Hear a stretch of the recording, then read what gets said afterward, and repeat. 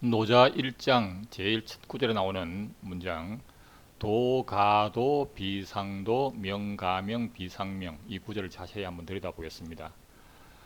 그 기존의 수많은 해설서들이 이 구절을 굉장히 어렵고 철학적인 개념으로 설명을 하고 있죠. 근데 사실은 알고 보면 굉장히 쉬운 내용입니다. 우선 문장 구조를 보면요. 제일 앞에 있는 도는 주어고요. 가도는 이제 수로가 되겠습니다. 그리고 비상도 즉 상도가 아니라는 거죠. 도라고 하는 것은 그렇게 불릴 수 있지만 상도가 아니다.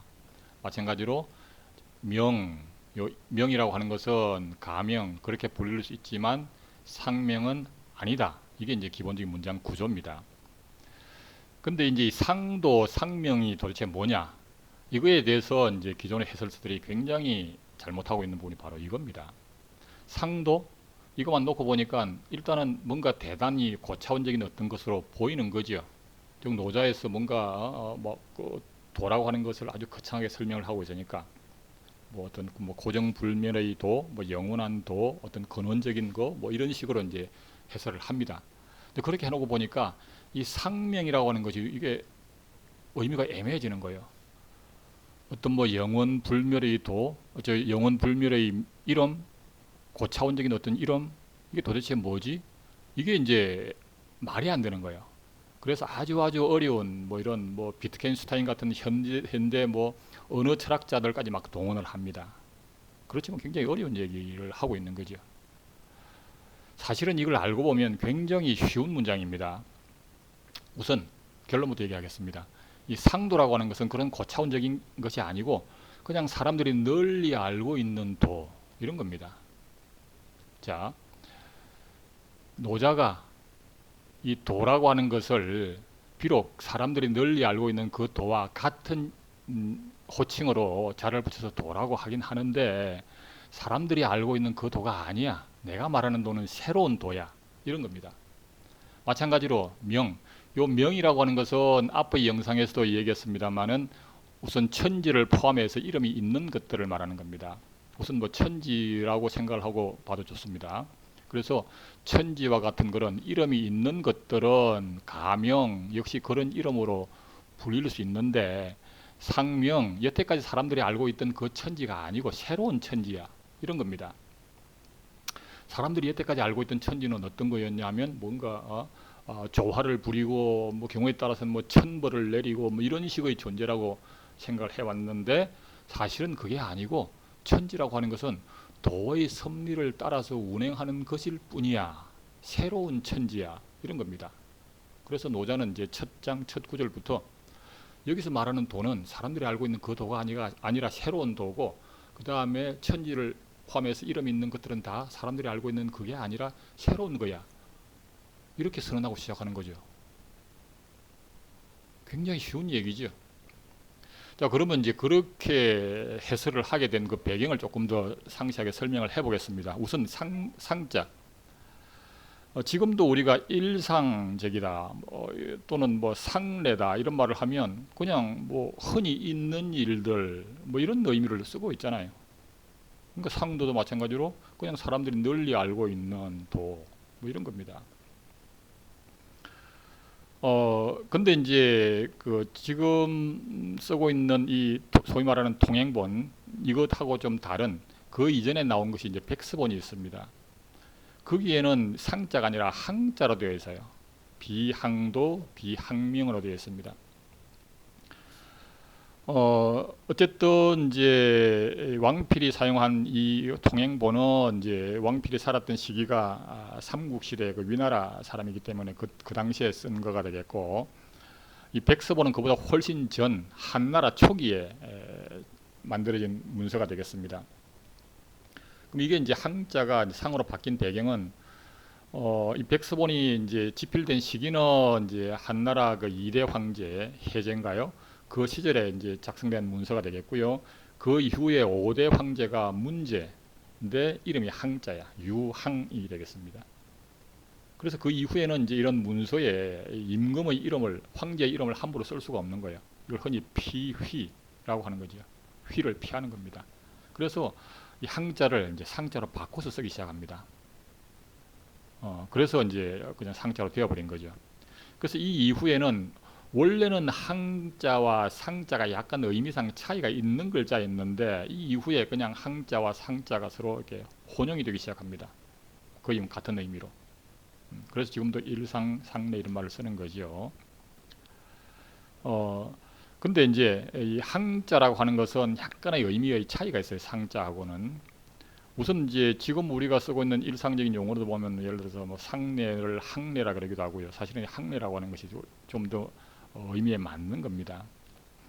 또는 불항비, 불항비라고 하는 것은 이 항비라고 하는 것은 항상 이렇게 쓰이는 그런 이제 예상이 되는 이런 비용인데 불항비는 예상하지 않게 갑자기 필요한 비용 이런 걸 불항비라고 하는 항목으로 분류를 합니다.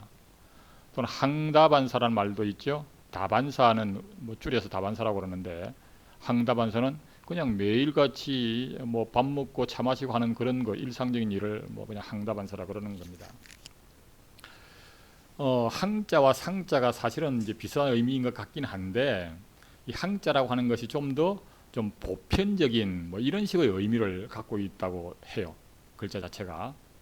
그래서 결국은 이제 이 항도라고 하는 것은 어떤 뭐 고정불변의 뭐 영원한 뭐 이런 도가 아니고 그냥 사람들이 널리 알고 있는 뭐 그런 도를 말하는 겁니다. 굉장히 쉬운 얘기예요.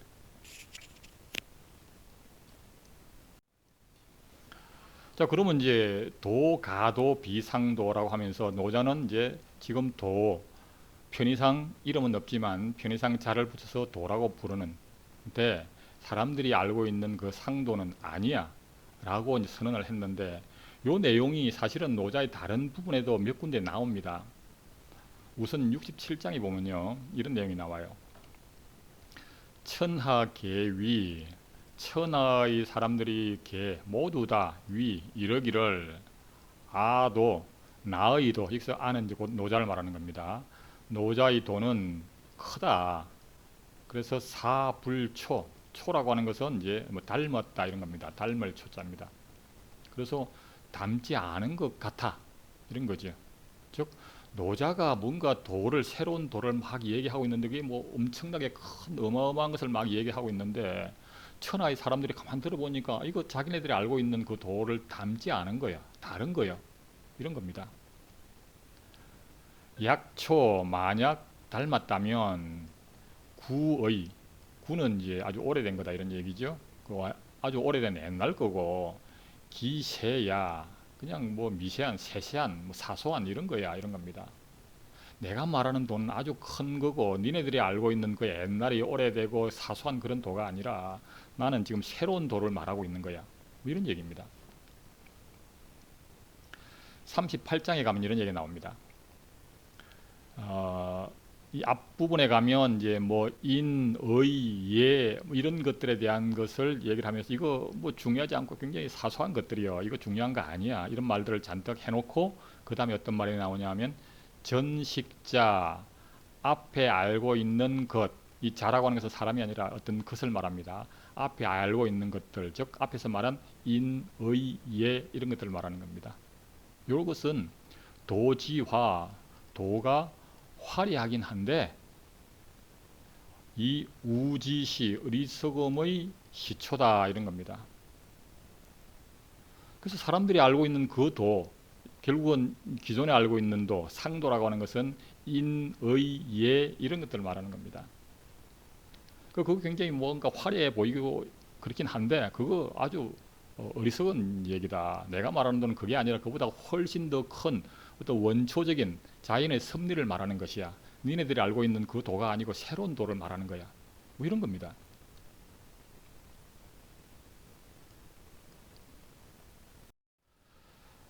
그 다음에 이제 명가명 비상명 부분을 조금 더 보면요. 여기서 명이라고 하는 것은 일단 천지라고 하면 된다 그랬죠. 그래서 천지를 포함해서 이름이 있는 것들은 그러한 이름으로 불리긴 하는데 사람들이 이미 알고 있던 그 천지에 해당하는 상명, 그 천지에 해당하는 것이 아니고 뭔가 새로운 걸 말하는 거야. 이런 겁니다.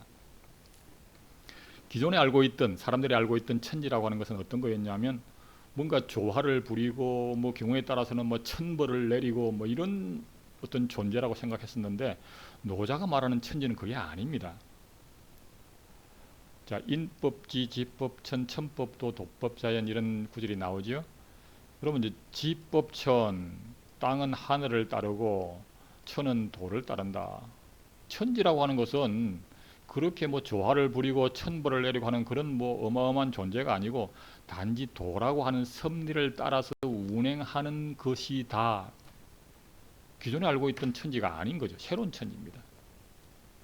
그래서 결국은 노자에서 제일 첫 구절이 뭐냐면 내가 지금 도를 편의상 같은 글자 도를 쓰고 있긴 하지만 니네들이 알고 있는 그 도가 아니라 새로운 도야. 천지를 포함해서 이런 이름 있는 것들도 같은 천지 뭐 이런 식 이름을 쓰긴 하지만 니네들 알고 있는 그 천지가 아니라 새로운 천지를 말하는 거야. 굉장히 쉬운 얘기입니다. 그 태일 생수에 보면 이제 뭐 태일 생수는 앞에서도 소개를 했죠. 거기 보면 어떤 내용이 더 나오냐면 태일, 태일은 곧 이제 지극히 큰 어떤 것인데 도를 말하지요. 장 내장되어 있다. 어수 물에 내장되어 있다. 태일은 물에 내장되어서 그 특성이 도의 특성이 물에 내장되어서 행어시 요 시라고 하는 것은 이제 사시사철 이렇게 돌아가면서 운행하는 걸 말하는 것이 되겠습니다. 그래서 계절을 사계절을 따라서 운행을 한다. 즉 도라고 하는 것은 이제 그 특성이 물과 같은 그런 특성을 갖고 있는 건데 그 섭리가 사계절이 변화해 가는 그 속에 그 섭리가 내포되어 있는 것이야. 뭐 이런 얘기입니다. 그리고 사계절에 돌아가는 것은 뭐 천지, 신명, 음양, 습조, 한열 뭐 이런 것에 의해 가지고 쭉 이제 돌아가는 거잖아요. 자, 그렇습니다. 그래서 이 이름, 즉 이름이 있는 것들, 노자가 말하는 이름이 있는 것들은 기존에 있던 그런 천지 이런 것들이 아니다, 새로운 거다 이런 말을 하는 겁니다. 그 참고로 이제 그 백스본은 사실은 통행본하고 약간씩의 차이가 있습니다. 물론 순수도 좀 다르고요. 예를 들면 이제 도가도 비상도 이 구절 바로 다음에 통행본에 보면 무명천지지시 유명만물지모라고 되어 있는데 원래 백서본에는 무명만물지시 유명만물지모라고 되어 있습니다. 이것도 이제 그 뭐 기존의 해설서들을 보면 이 백서본 해설이 조금 애매해져요. 만물이 시고 만물이 뭐다 이렇게 되니까. 근데 이 태일생수를 잘 보면 이게 굉장히 자연스럽게 해설이 되죠. 태일로부터 천지가 만들어지고 그걸로부터 그것을 운행해서 만물이 움직이는 거다. 그래서 결국은 그 태일이라고 하는 또는 이제 도라고 하는 것이 만물의 원래 시원이다. 만물이 운행하고 있는 그 시원이 되는 겁니다. 그리고 유명, 즉 천지를 포함한 이름 있는 것들은 이제 사계절을 따라서 돌아가면서 만물이 나고 자라는 것에 대한 그러니까 뭐 만물의 의미다 이런 식의 해설이 가능해지는 겁니다.